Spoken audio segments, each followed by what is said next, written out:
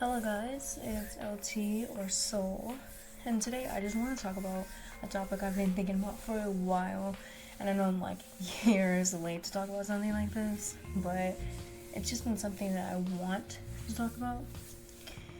The downfall of Overwatch has been on my brain for like a week now, and I'm pretty sure it's because I actually got back into playing the game recently, like maybe 2-3 days ago. I'm actually an Overwatch 1 player. I've been playing it maybe since 2017. I don't really know when I started playing the game, but it definitely wasn't day one as much as I would have loved for it to have been. Overwatch was one of those games that I always wanted to play, or I always wanted to own when I was little, but I just never was put in a position that I could have bought it, or that my parents would have bought it for me. So that when I did eventually buy the game for myself, I already had, I think, maybe a few coins to my name. But anyways, point is, I was recently thinking about how my channel started with me playing Overwatch. I was an absolute Overwatch addict. I could stream it for, I think my highest stream was going to be 9 hours, but those two streams are cut up into 2 separate streams. But Overwatch would have been my highest streamed game. But I was thinking about how Overwatch just killed itself, or really Blizzard, I suppose we should all blame. I was thinking about, when I got back on, I was seeing all the mythics, and when I got off, there was maybe 5 mythics. I think Kiriko was the most recent mythic when I got off the game. I don't remember. I remember it being like Zeus for Junker Queen, Kiriko's, Orissa's, and Moira's in Anna's. So Anna's might have been the last one. But I was looking at the mythic prices the other day, and I was like, holy fuck, it's $50 for just a base mythic, and then if you want all the cosmetics, it's $80 in total, essentially.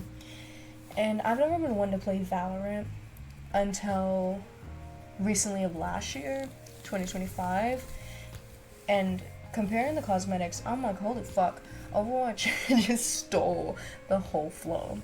That and Apex Legends are 2 reasons why I really just got off the game. I mean, Apex just really got fucking boring, but the purchases. If you ever made a purchase in Apex Legends, you know exactly what I mean. That a skin would be $20, and it's just the skin. Like, Apex doesn't give you other things in bundles. It just fucking flat out gives you just the skin for like $20. But I was just really like, fuck. The amount of lies, the greed. Actually, I'm gonna take it slow because I find myself going on to different stuff before I get done. I'm gonna focus on the money aspects, the microtransactions of Overwatch. So if you've never played Overwatch, it was a game you just bought straight out, like for, $20, $60, how much you bought it for. And you would get free items by playing the game.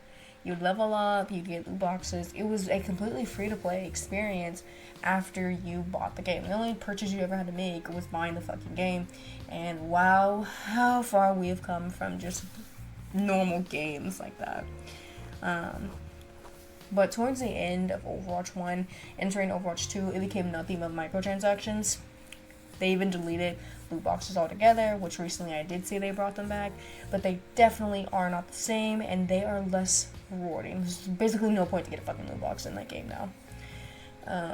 But I got almost all my cosmetics via loot boxes, and I was looking at the cosmetics today, and I remember the first cosmetic where I realized Overwatch was going down fucking hill was the first release of the Kiriko skin, of the Witch, I know, like, which Kiriko skin, but the Witch Halloween event Kiriko skin. When that bundle first dropped, it was $30 for her, a banner, 1 emote, 1 highlight intro, and I think a spray or some shit like that. But it was $30 for basically what you're getting, just the skin. and the skin itself was $20. It was like $1,900. So it was $20 for the skin, $30 for the whole bundle. So regardless, you were getting fucking robbed out of your mind. And I remember when that skin first dropped and just being like, holy fuck, is this how Overwatch is going to be for the remainder of its life? Because I understand when Overwatch 2 came out, Blizzard was getting sued out of their ass, so they were like down money.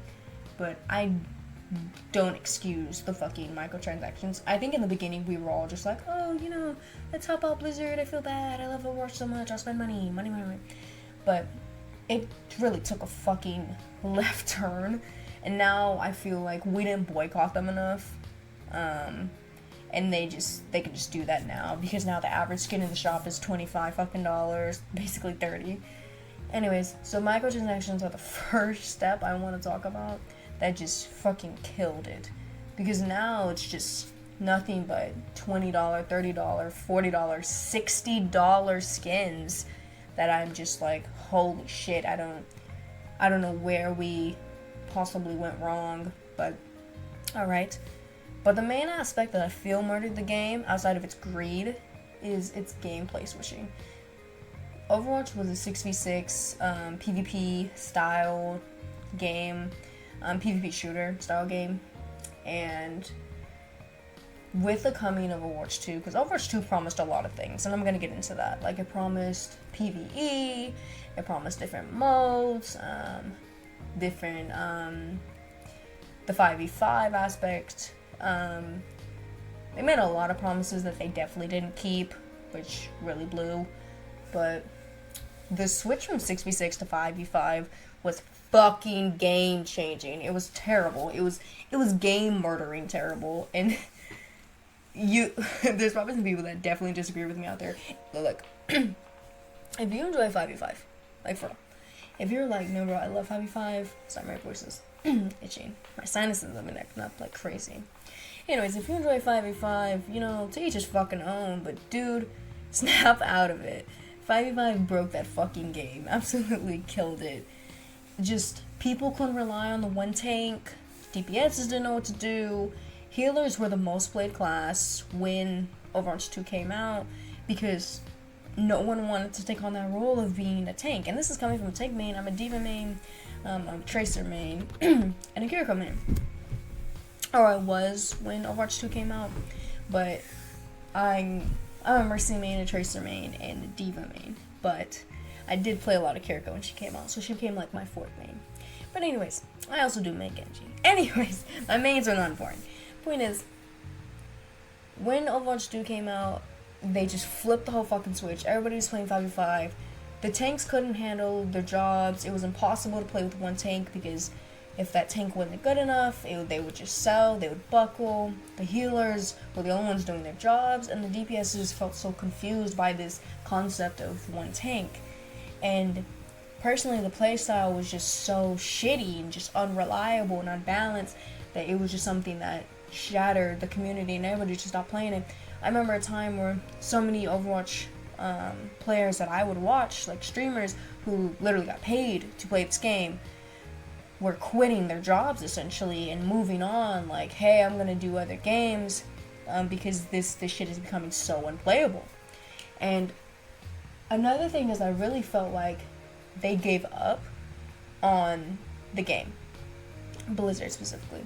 I remember old Overwatch events, like the winter events or the Chinese New Year events, where they would release like 5 skins each event that you could win out of loot boxes. And the last event they released, I think entering Overwatch 2, it was for a Chinese New Year event, and they only released 2 skins, which was the Mercy, like, cotton candy one, and the Tracer one, I think it was Tracer Nezha. I can't really remember, but I do remember it only being 2 skins, and everybody was like, what the hell? They normally release, like, 5 skins. Excuse me. Like, why are they only releasing 2?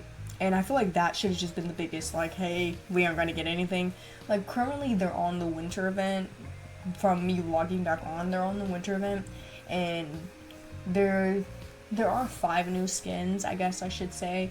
But, I mean, 5 skins for $60 fucking $50. I mean, get your credit card out, don't play the game. And I don't know, I just feel like Overwatch really fed off of Apex and Valorant's purchases and was like, fuck it, if these games can get away with it, we definitely can. And it just fucking sucks coming from the game that didn't start off being microtransactions and being pay for every fucking thing that's cool and cutesy. But yeah, they just really gave up on just making good skins. Even the rare skins were really cool, like Mercy's Chinese New Year dress. It was just a purple. Her zombie one was actually pretty cool for Overwatch 2. But their rares used to actually be cool. They used to actually give something. They wouldn't just be trashy colors. They actually cared, and nowadays they don't give a fuck. I mean, when they release new heroes, they release them with one legendary, unless you're Venture, and they release you with no legendaries. And I'm not a Venture player, but I definitely think that's fucked up. I mean, don't release the character. I don't even think... Well, I don't know if they released Frazier with a legendary. I wasn't there.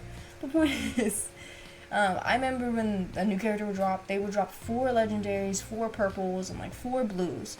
What's the point of even dropping a fucking character if you're gonna give them 1 legendary and then people have to wait years to get new skins? Venture's up to, I think, 3 legendaries, while Kiriko is 10 deep into 20.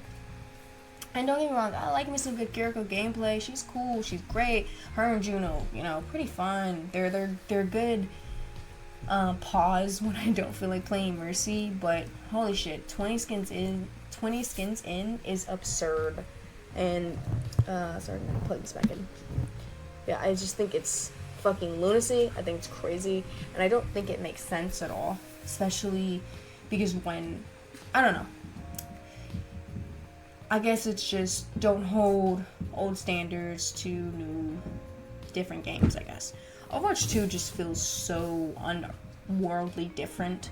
I also would just like to point out, as a Tracer main, how sickening it was that Kiriko just took over the Pikachu spot, because I love Tracer. I feel like Tracer was, you know, the face they could put on a cover, and it doesn't feel good that Kiriko just took over. But all in all, another thing I want to talk about is really the unplayability. That's my dog. Sorry. So I went over the unplayability and the sorry, I'm getting lost now. The microtransactions, the unplayability, the changes between 5v5, which I think goes into unplayability, the greed of the game. Yeah. I think that about sums up the downfall of fucking Overwatch. Crazy prices, unplayable fucking game for that matter. 5v5 was so dog shit. And then, neglect of old characters was also a really huge fucking thing. Now, I don't believe this was, you know, a hand that held, you know, dealt the deck or anything, but I really want to talk about how Overwatch only started picking up their slack, and they were going to leave their community to die. The community that did stay, because I definitely didn't fucking stay. The community that did stay and play their game, they were definitely going to leave you all in the dirt and watch you die, because Overwatch became one of those games where you either accept how it plays or you, hey, hit the roll, bum, play it. Because Overwatch was one, I mean, you're going to hop back on TF2. It's basically what Overwatch just felt like. It was hitting you with, like, you going to go play TF2 then. Like, oh, wait, are you a console player? Are you PS4, PS5? Oh, you can't play TF2. There's no servers. Like, it just felt like they were just telling us to go fuck ourselves. They only fucking stepped up their game when Marvel Rivals dropped. Which is, if you know, I've been playing Rivals. You know, everyone who used to play Overwatch has definitely stepped on the Rivals because they give a fuck about their community. They give good skins that aren't excessively expensive. They care about the cosmetics. They just give a fuck all overall. And that's one thing I really don't fucking like, but I don't think that part would officially have killed the game. By that point, the game was already fucking dead. But definitely, Overwatch, Blizzard.